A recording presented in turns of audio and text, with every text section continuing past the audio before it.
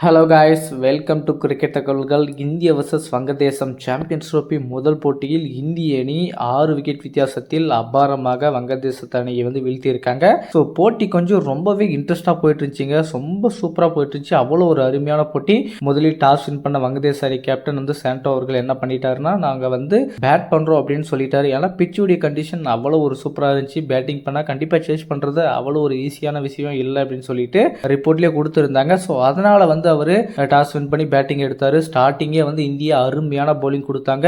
35க்கெல்லாம் 5 wicket எடுத்துட்டாங்க. So Axar பட்டேலுடைய bowling தாங்க மேட்சையே மாத்துச்சு. ஸோ ஆர்டிக் விக்கெட் எடுத்திருப்பாரு. ரோஹித் சர்மா விட்ட கேட்ச் தான் மேட்சையே மாத்திருச்சு. கிட்டத்தட்ட 229 ரன் அடிச்சதுக்கு ஒரே ரீசன் அந்த முக்கியமான கேட்ச் மட்டும்தான். ஸோ அந்த அளவுக்கு ஒரு அருமையான இன்னிங்ஸை வங்கதேச வீரர்களை பிளே பண்ணிட்டு இருந்தாரு. ஜாக்கர் அலி பார்த்தீங்கன்னா 68 அடிச்சாரு.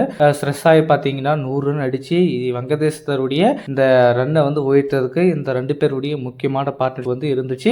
அதுக்கப்புறம் 229 ரன் இலக்கோடு ஆடிய இந்திய அணி ரோஹித் சர்மாவும் சுப்மன் கில்லும் சூப்பரா பெர்ஃபார்மன்ஸ் கொடுத்தாங்க. 10 ஓவருக்கு 69 ரன் அடிச்சாரு. கரெக்டா 10வது ஓவர்ல ரோஹித் சர்மா அவுட் ஆயிட்டாரு.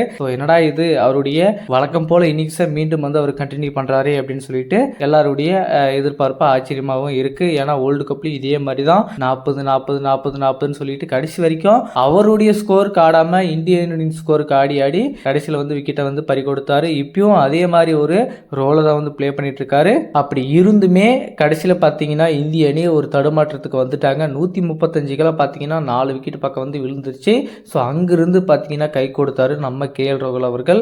எப்படி உலகக்கோப்பையில் ஆஸ்திரேலியாவுக்கு எதிராக முதல் போட்டியில் இந்திய அணி 35க்கு 3 விக்கெட் இருந்துச்சோ எப்படி அங்கிருந்து வெற்றி பெறத்துக்கான விஷயத்தை பண்ணார KL ராகுல், அதே மாதிரி ஒரு பொறுப்பான ஆட்டத்தை எடுத்துட்டு போய் கில்லு அவரும் அருமையான ஒரு இன்னிங்ஸ் ஃபினிஷிங் பண்ணாங்க. கில்லு பார்த்தீங்கன்னா கடைசி வரைக்கும் ஆட்டத்தில் இருந்து 100 ரன் அடித்தார்.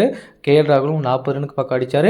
கடைசியில் 6 அடித்து ஃபினிஷிங் பண்ணார் நம்ம KL ராகுல் அவர்கள். இதுதாங்க வேணும். ஸோ ஏன் KL ராகுலை முன்னாடி ஆட வைக்க மாட்டேன்றாங்க, அந்த 5th பொசிஷன்லையே ஆட வைக்க மாட்டேன்றாங்க அப்படின்னு சொல்லிட்டு பல கேள்விகள் இருக்குது. அதுக்கெல்லாம் முற்றுப்புள்ளி வைக்கிற விதமாக நல்ல பர்ஃபார்மன்ஸ் கொடுத்துருக்காரு. ஸோ இதுதாங்க மேட்ச் டர்னிங். இந்த மாதிரி தான் கேம் வேணும். இதே மாதிரி தான் நல்லா இருக்குது. ஸோ இதனால் 6 விக்கெட் வித்தியாசத்தில் வங்கதேசத்தை வெற்றி பெற்று இந்திய அணி பாயிண்ட் டேபிளில் டாப்பில் இருக்காங்க. இதுதான் வேணும். ஸோ அடுத்த போட்டி பிப்ரவரி 23ஆம் தேதி பாகிஸ்தானை மோத போகிறாங்க. ஸோ இந்த போட்டி மிகவும் முக்கியமான போட்டியாக பாகிஸ்தானுக்கு இருக்க போகுது. இந்திய அணி ஏற்கனவே ஒன்று வின் பண்ணி வச்சிருக்காங்க. டேரெக்டாக பாகிஸ்தானை இந்திய அணி வீழ்த்துறாங்க அப்படின்னா செமிஃபைனலுக்கு டேரெக்டாக போயிடுவாங்க. பாகிஸ்தான் வெளியே போயிடுவாங்க. ஸோ இந்த மாதிரி டீமில் பல விஷயங்கள் இருக்குது. நேற்றைய போட்டியில் பல விஷயங்கள் நடந்திருக்கு. பட் அவ்வளவு சலிச்சவங்க வங்கதேசம் கிடையாது. பவுலிங் அவ்வளோ அற்புதமாக போட்டாங்க, டஃப் கொடுத்தாங்க. மேபி வந்த கேட்ச் எடுத்துருந்தா மேட்ச் எப்படி வேணால் மாறி இருக்கும். கடைசியில் 80 ரன் அடிக்கணும் அப்படின்ற ஒரு சுச்சுவேஷன் தான் KL ராகுல் வந்தார். வந்தப்போ பார்த்தீங்கன்னா KL ராகுலுக்கு ஒரு 20 ரன் இருக்கும்போது கேட்சை விட்டாங்க. அந்த கேட்ச் எடுத்துருந்தாங்க அப்படின்னா மேபி மேட்ச் எப்படி வேணால் மாறி இருக்கலாம்.